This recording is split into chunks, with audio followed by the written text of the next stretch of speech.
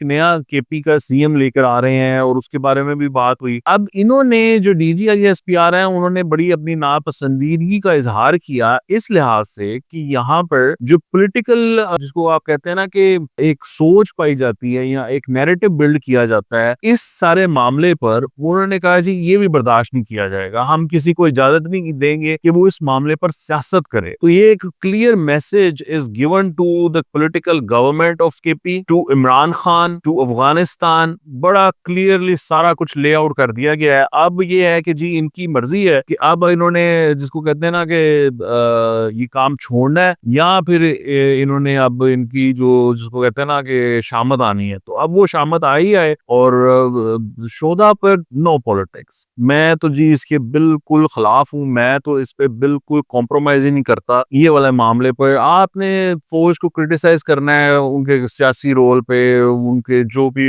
مداخلتیں ہیں سو بسم اللہ کریں, لیکن شہداء پہ نہیں. شہداء پہ آپ کوئی کمپرومائز نہیں کر سکتے اور میں تو آپ کو بھی یہ ایڈوائز کروں گا کہ کبھی بھی کمپرومائز نہ کریں.